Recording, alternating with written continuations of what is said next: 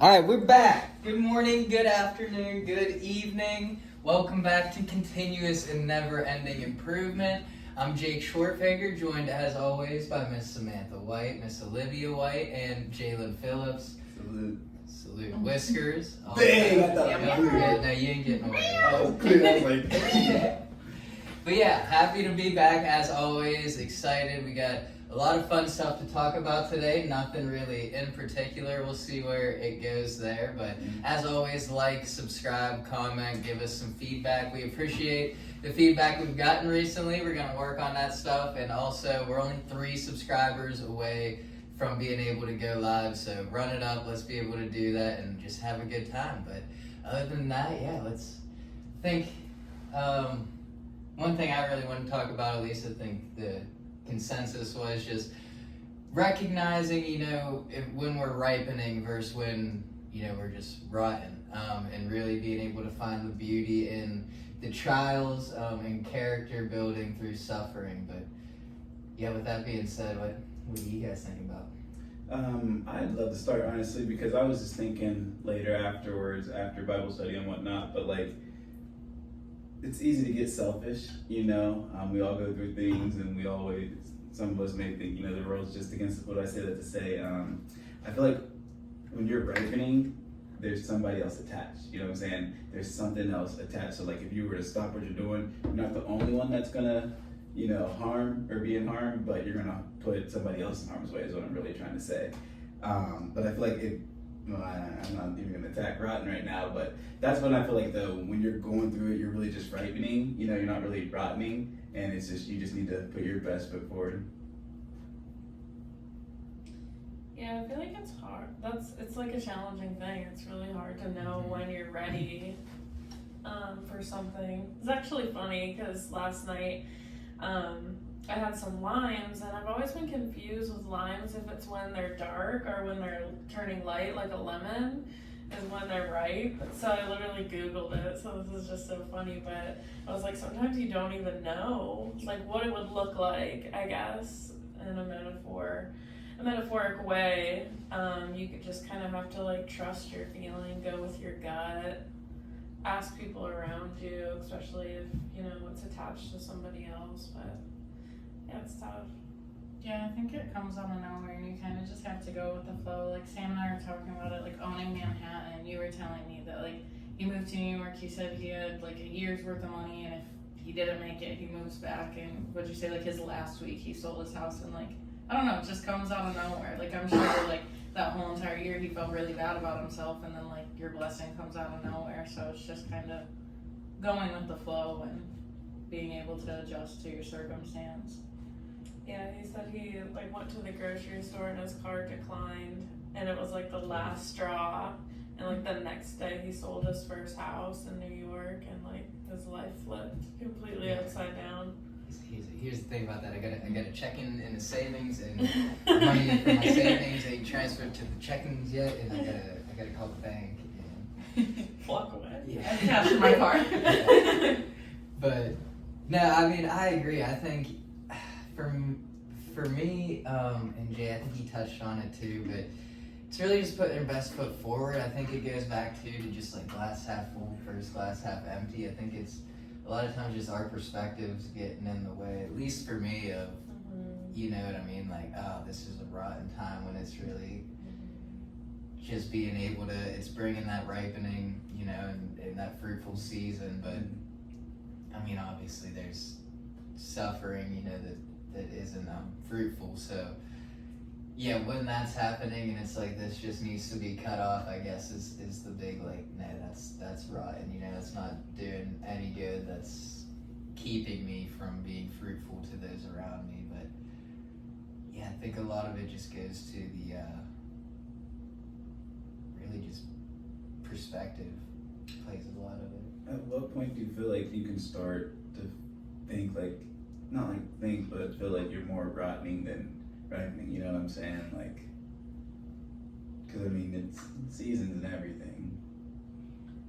I think like God puts people in our lives to like show us that. So if you're like feeling an energy off with people, or people are telling you like things and it's like when you kind of realize like, oh, maybe I'm the common denominator, or like, oh, like heard this thing from now like 2 different people. Like you can see different signs in other people, and self-reflection too, I think. That's what I was gonna say. I think it gets to a point where like you kind of catch yourself like making decisions or saying things or navigating in a way where like you're questioning it. Like I saw something like it was like, if you wouldn't be proud to share your actions or your words with like your parents, you're probably not doing the right thing. Yeah, I mean, for me, I guess it's just, I guess when I'm like not of use, when I feel useless, you know, or things like that, I guess it feels,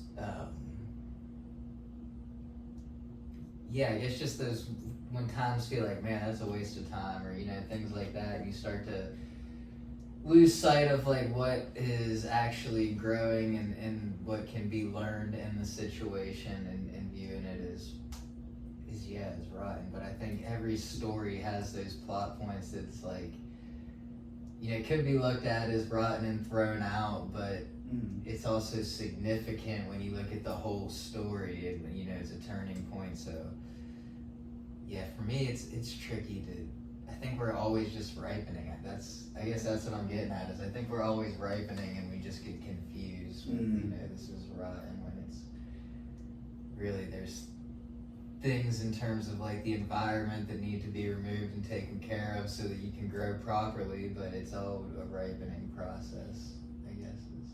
Yeah. I guess season looks rotten to us, but in reality, it's just our perspective. Which I guess too, like how you feel, if you're feeling like negative, like you just need to refocus, I guess was the message. But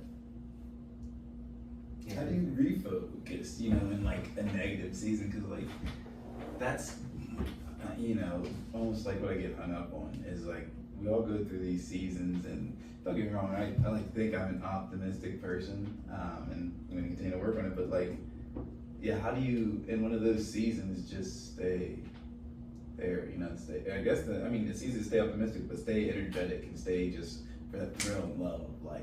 You know what I'm saying? I think it really depends person by person and your circumstance, because kind of like Jake was saying, sometimes it could be like someone in your life or a circumstance, but like you have to kind of take it back to a self-reflection and be like, okay, what is there that I can do to change? Like how can I better myself? And you just have to find your passion about something again, because I think that's where a lot of people think it's like rotten, because you're not doing anything with a passion. You're going through each day, just going through the motions to get to the next day. So That's good. yeah. No, you're good. I'm thinking out loud. I just agree, like finding your passion is everything, like whether you're reflecting on past seasons where you felt passionate, or you're pulling from someone else's passion, like you see someone that's moving away, you want to like move with more energy in, like asking them like, what are you so excited about, or like, you know, what's working for you. But yeah, I mean, it's easier said than done though, I guess. I get what you're saying. I mean, you guys, it's answered. I mean, that makes so much sense, you know, because I can tell you in those seasons, the coming out of those seasons, that's what it was. It's like, okay, I know I'm here, I made this decision, this is what I'm passionate in, like I've seen where it's gonna take me, where it did take me, and like it's almost every single time just enough to keep me going, you know. And as these, you know, seasons continue to go, and now it's just like, you know, it's still just enough to keep me going, but little did I know in that other season I was actually reacting and, you know, just operating completely differently, you know what I'm saying? Yeah, I mean, that's huge, because kind of what I was gonna say was, I saw a David Goggins video the other day. He was like, motivation, like everyone talks about that, but it's really just a word. Like what drives the motivation, you know, to do it, and obviously that passion. Sometimes you just need that to get you through that. And as you know, we just watched like the timing of things. Sometimes if it happened like one day sooner, you know what I mean, you miss that virtue or that lesson that you were supposed to learn. So yeah, I don't know, it's hard to look at. I think for me, in terms of how do I refocus, I mean, yeah, I have to have that passion for that driving, but I have to just look at it as I have to stop looking at the answer or searching for the answer in my understanding, you know, and kind of like surrender to, okay, I don't have control over this and that's okay, you know, and just kind of lean into like the ride of it, I guess, you know, and trust that, have that faith. I mean, you know, here we're a faith-based company, just have that it's gonna work out for my good, you know what I mean? It might be rough sledding, but it's just like going whitewater rafting, you know what I mean? It's gonna be some rough parts, but the whole journey's gonna be fun, you know, when you look back at it. Yeah. So, yeah, I mean, in terms of that, I guess it's just for me to refocus, I have to just stop trying to figure it out from my own understanding. Yeah.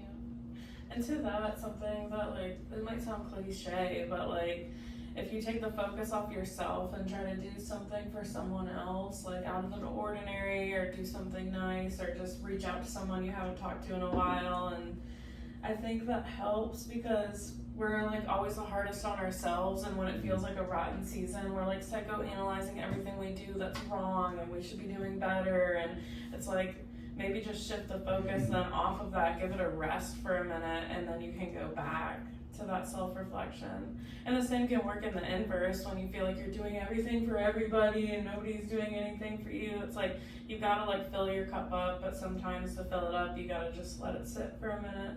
I don't know, you can like beat a dead horse with like beating yourself up in seasons like that, I think.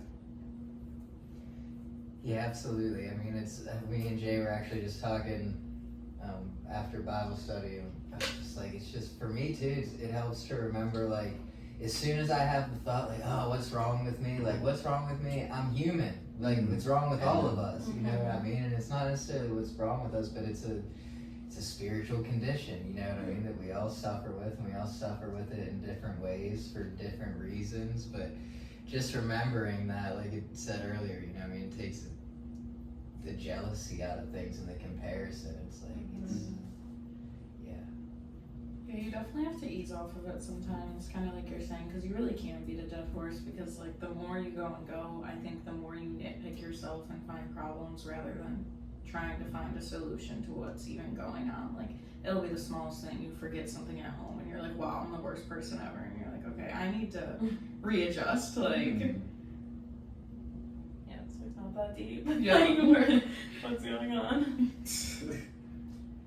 Yeah, I've seen something before, and I'm not sure how accurate it is because I can't even remember where I saw it, but it's like, I think it was in terms of heartbreak. It was like the first, and it was like a small amount of time. I'll say like 10 seconds is like the actual heartbreak. Everything else is like all self-inflicted. Yeah. So it's like that initial like, wow, I'm terrible, is just like recognizing the mistake we made. But that's like kind of what Jay and I were talking about. It's like, in our minds, in our life, it's a mistake, but like in the grand scheme of things, in God's plan, maybe it's exactly what needed to happen, and we're just like, okay, yeah, I made a mistake, how can we use this to grow? And just like we were looking at the seed, like the seed is planted. That's kind of what it led to me saying, was like, give me more dirt, we got rain coming, throw more dirt on me, rain's on the way, you know what I mean? Just that perspective of I'm not rotting, I'm just ripening, you know, it's a season, the fruit's coming. Yeah, to that sense too, I think us as humans get so caught up in like what could have been or what should have been, but like that's obviously it's not happening. So like you have to sit back, live in the present, and then to the same sense, I feel like we also get caught up in like what it's going to be, but like you just have to live each day. Yeah. Yeah, that's a great point, because I mean, getting caught up in like shoulda, coulda, woulda, but it's like, again, chase that dream. Like, you know, you have that dream, that vision for a reason. It's like maybe that was just a season, a lesson in what it can turn it into, you know, and not to just, well, I don't know, it is what it is, wish that would have happened. It's like, maybe it wasn't supposed to happen, then it doesn't mean it's never supposed to happen, you know, don't write it off, but maybe now it's right, go back and check the tree, you know? Yeah, chase the dream. It's crazy. I just feel like, you know, being Americans, I'll say, we're all so controlling because we'll chase it and then try to literally control how we get to the dream. And I feel like that's where a lot of it gets messed up, you know, and then you start to have selfish tendencies, and like you're saying, people aren't living present. All they're focused on, is on like what could have been, what should have been, and what's going to be, and it's completely messing them up because that's not, you know what I'm saying, like that's not even the maximum what it could be. And I hope I'm not just, you know, too, hope this makes sense to everybody, but like, no, I think it's just not worrying about when you're gonna get to the dream, but just keeping that dream there and knowing like as long as I work on myself personally, I'm gonna get to that dream. And it's not gonna make sense at all.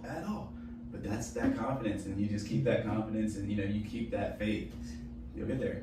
You know what I'm saying? And dang, cause what you was saying, I was like, oh, she's spitting right now.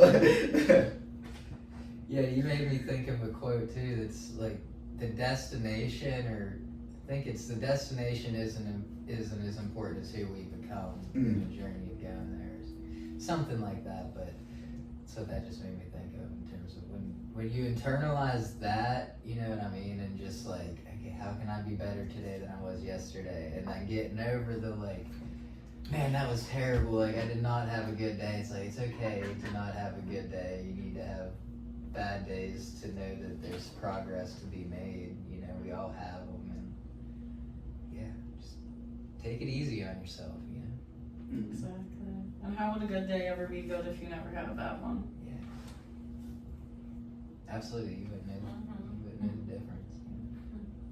It's so crazy to just get focused on that destination. I always like will try to like say, okay, well, say I'm already there. Would I feel any different currently? And like 95% of the time it's no.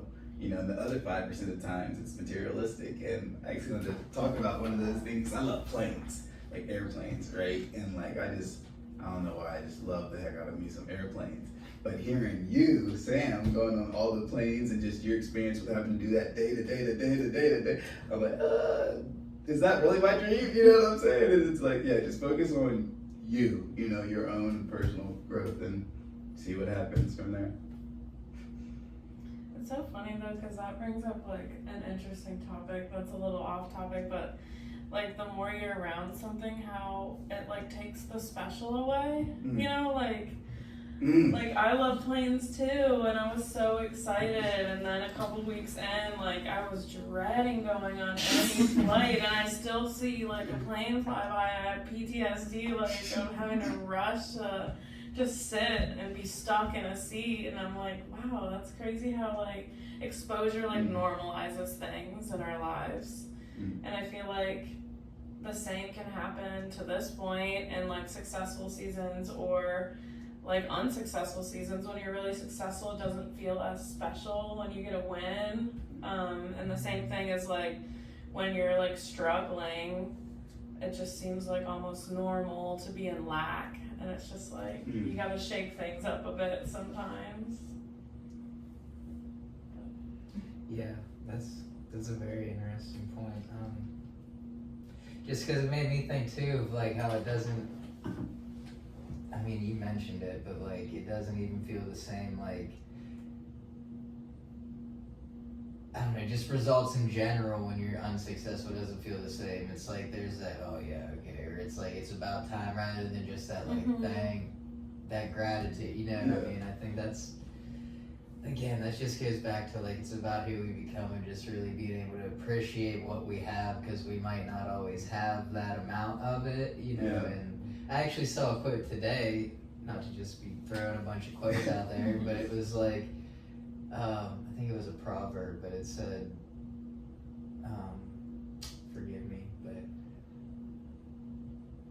learn to love what you have before life teaches you to love what you lost. Is what it said. Sorry for the delay there, but yeah, I mean, I think that goes into it. It's like just that feeling of just learning to be content and joyful and just rejoice with what we have.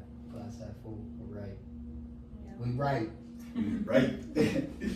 I mean, that's what like life's about. I feel like that's why we go through droughts or like slumps and anything. Is like, it's just like we have to be humbled, or we're not gonna be present or appreciate it if we had everything. But Everything is is always right on time. I just said something off topic, but it's like when I'm right, I'm right. And when I'm wrong, I'm still right because I could have been wrong. Yes. That's hilarious. Your turn. Okay, so What do you have to say? write me down to the hallway. Write me down. All right, I'm sorry. I tried to. Song? I had 5 seconds, so I don't even know the song I'm singing. What's that? Take Like, me take out to the this. ballpark. Write me down to the Hallway. Yes, whiskers. Woo, whiskers. Write me down That's to my gonna fly letter there. box. That's a diamond. I think that's going diamond. Catch it, that'll be on what, iTunes. Spotify? iTunes? iTunes. We going back old school iTunes. $1.29. $1.39. Don't waste your money. Oh! That's hilarious. I'll buy one. I bet. That's like Just because I'll have to share people. Yeah, that. why? I'd have to share people Why would you? Say that. again. I'd have to share people that. Be like, listen. You won't believe this. 1000%. It's like I feel like I genuinely feel like I'm one subscriber actually, race to 50 away from going platinum. Like literally, I know I got this off, so I appreciate you saying that, Jake. Confidence is unmatched. You got that for sure. Got to. Because if you ain't confident for yourself, who's gonna be? Except for your mom. Well, no, let me stop. My mom, I'll say.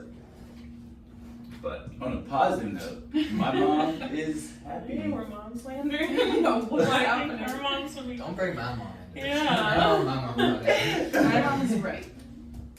She's ripening. They all have others, but- Someone's Trust running. Pray nobody's out there rotten.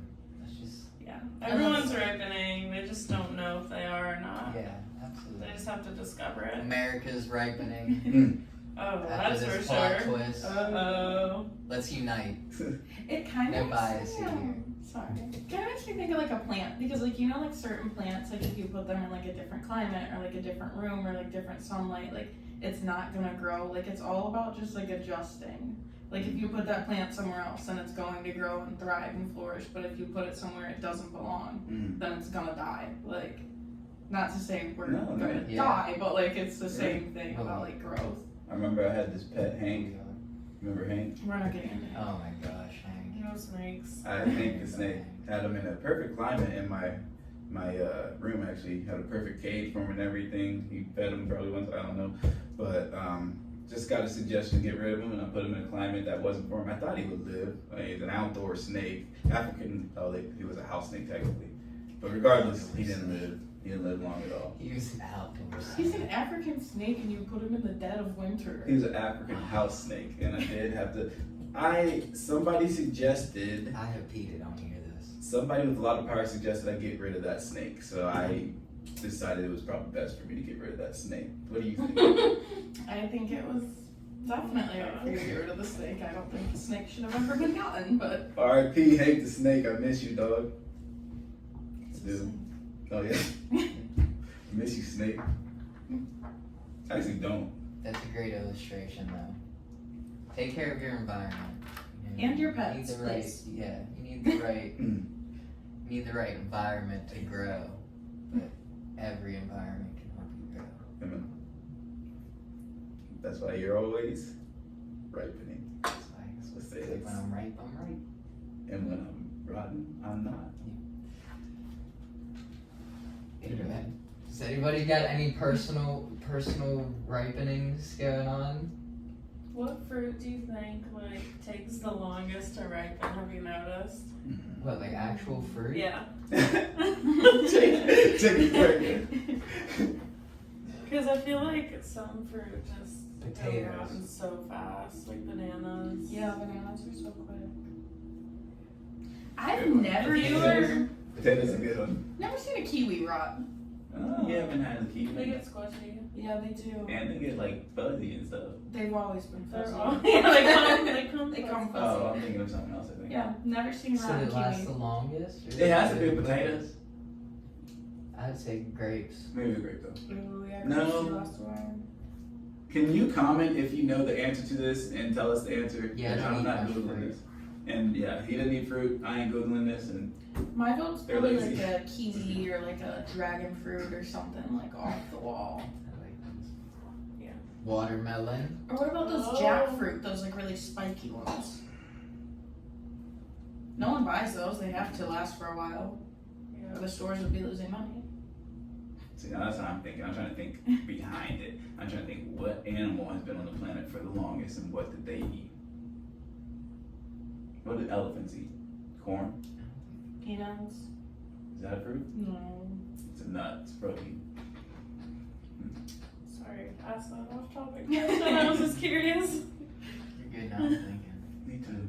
So, like and subscribe and tell us the answer. Yeah. We Tell can us your use- favorite fruit. Ooh. Yeah, help us find out what the longest lasting fruit is so we can all save money and eat healthy. But, I don't know, help me out here, my friends. Where should we go with this? I think we say a positivity, a positive note, a note of positive note, and then we cut it, you know what I'm saying? Just trying to, you know, vibe and hope. Yeah. On that note, then, share a smile with a friend. That's it. Share a smile. If you don't have any words, Oh, wait, Aaron, hug somebody, tell them you love them. Give them an apple Hold or on. an orange. Yeah, eat some fruit today. Have a Apples smoothie. been rotten fast. I It might don't be an know. apple. Have a Could be an smoothie. apple. Order some Thrive. Don't be a rotten apple. Sponsored by Thrive. Don't be rotten. Hey, 50 Cent, I'm looking at you, dog. Buy some Thrive, like and subscribe.